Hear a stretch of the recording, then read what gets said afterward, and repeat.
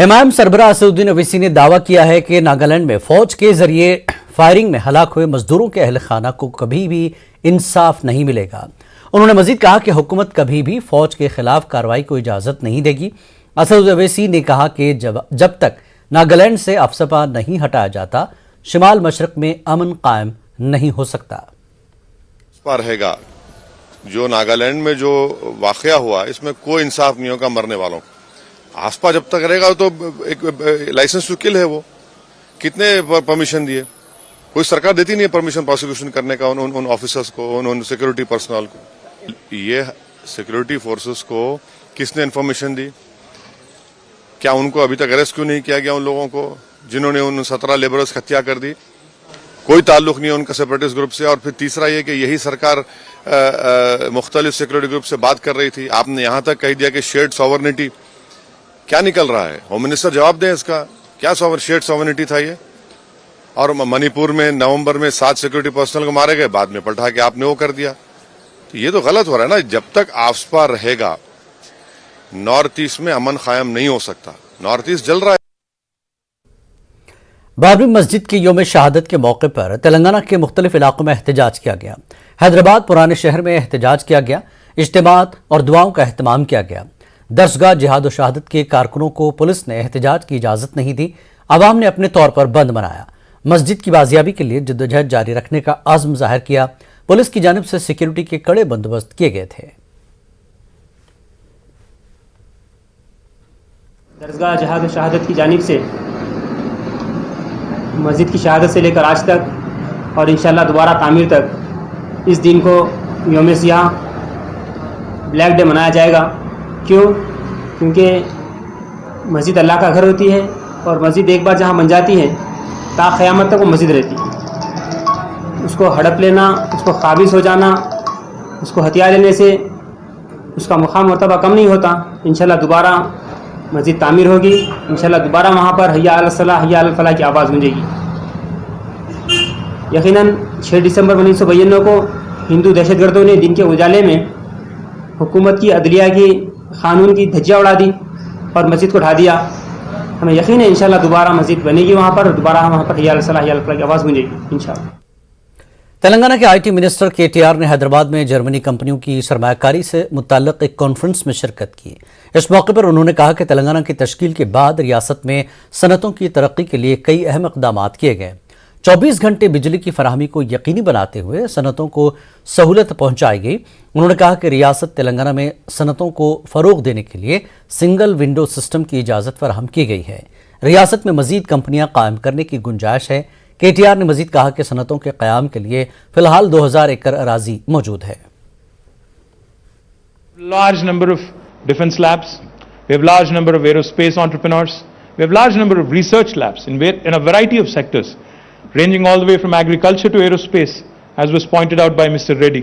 Now that gives you opportunities to collaborate, to work with us across various sectors. If a German entrepreneur is willing to invest in Telangana, but is reluctant because he has a better offer in terms of fiscal incentives from another state in India, if you are willing to share that with me and Jayesh, I'll only promise you one thing: we'll either meet or beat that offer so that you make Telangana your home in the days to come. Telangana NGOs के साबिक सदर CH Whittle ने BJP में शमूलियत इख्तियार कर ली। दिल्ली में मरकजी वजीर बराए अक़लियती उमूर मुख्तार अब्बास नकवी की निगरानी में बीजेपी दफ्तर में पार्टी में शामिल हुए।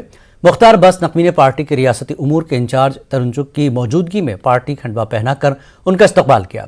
इस मौके पर तेलंगाना के बीजेपी सदर बंडी संजय व दीगर लीडरान मौजूद थे। बंडी संजय ने कहा कि तेलंगाना के क़याम के लिए जद्दोजहद करने वालों के साथ वज़ीर आला केसीआर धोखा दे रहे हैं। उन्होंने केसीआर पर क़ुर्बा परवरी का इल्जाम लगाया। जुड़े हुए लोग श्रृंखलाबद्ध लगभग 200 दिन की यात्रा हमारे प्रदेश अध्यक्ष संजय बंडी जी निकाल रहे हैं। उसमें भी हर गांव में केसीआर के साथ जिन लोगों ने संघर्ष किया था वो भाजपा में ज्वाइन कर रहे हैं। और आज एक बड़ा चेहरा, वहां के कर्मचारियों ने सबसे बड़ा संघर्ष किया था। 42 दिन का सरकारी कामकाज ठप हुआ था, उसके सबसे बड़ा चेहरा विट्ठल जी आज हमारे साथ यहां शामिल हुए हैं, जो उस आंदोलन के को चेयरमैन भी रहे हैं اور وہاں کے کرمچاریوں کے سب سے بڑا نیتا ہیں, اور ان کے یہاں شامل ہونے سے بھارتی جنتا پارٹی اور مضبوط ہوگی. آج دیش جو ہے وہ دو سیاسی خانوں میں بٹا ہوا ہے. ایک طرف ڈائنیسٹی پر وشواس کرنے والی پارٹی اور ایک طرف ڈیموکریسی پہ وشواس کرنے والی بھارتیہ جنتا پارٹی. میں وٹل جی کا, ان کی پوری ٹیم کا بہت بہت سواگت کرتا ہوں, اور مجھے پورا وشواس ہے کہ بھارتیہ جنتا پارٹی کا جو ایکسپینشن ہے ہر چھیتر میں, ہر سماج میں, ہر علاقے میں, اس میں آپ کا یہ سہیوگ اور آپ کا پارٹی میں آنا مہتوپورن سہیوگ ادا کرے گا. I am joining in Bharatiya Janata Party, which is largest party in the world.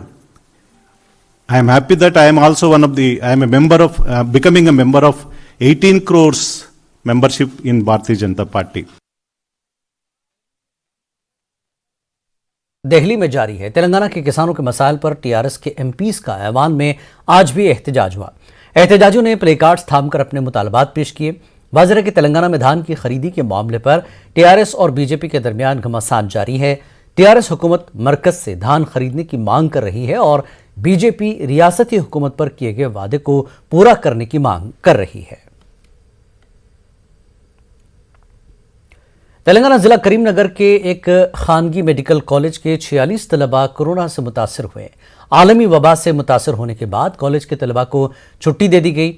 معلوم ہوا ہے کہ بعض طلباء میں کورونا کی علامات نہیں پائی گئی, تاہم ان کا ٹیسٹ پازیٹیو آیا ہے, جس سے اولیاء طلباء اور کالج انتظامیہ میں تشویش کی لہر دوڑ گئی.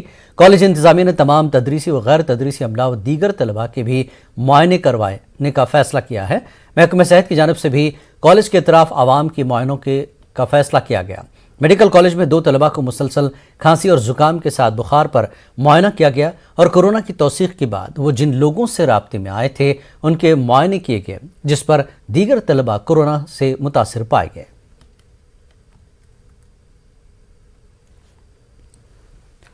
حیدرآباد انٹرنیشنل ایئرپورٹ لمیٹڈ نے 11 خطرے والے ممالک سے واپس ہونے والے مسافرین کے لیے خصوصی انتظامات کیے. ان خصوصی انتظامات کے سلسلے میں وائٹ پیپر جاری کرتے ہوئے GHIAL نے کہا کہ حکومت ہند نے دنیا کے بعض حصوں میں کورونا کی نئی شکل اومیکرون سے انفیکشن کے معاملات میں اضافے کے بعد سفر کی نئی ایڈوائزری جاری کی ہے. GHIAL نے نئے رہنمائانہ خطوط اور مسافرین کی سہولت کے لیے تمام مناسب انتظامات کیے ہیں. ادھر برطانیہ سے حیدرآباد پہنچی خاتون کو کورونا کی نئی شکل اومیکرون سے منفی پایا گیا. مزید 12 افراد کی رپورٹ کا انتظار ہے. بھارت رتن بابا صاحب ڈاکٹر BR امبیڈکر کی برسی کے موقع پر ملک بھر میں پروگرام منعقد کیے گئے. تلنگانہ میں بھی انہیں خراج پیش کیا گیا. ٹی آر ایس کے کارگزار صدر KTR نے بابا صاحب کو خراج پیش کیا.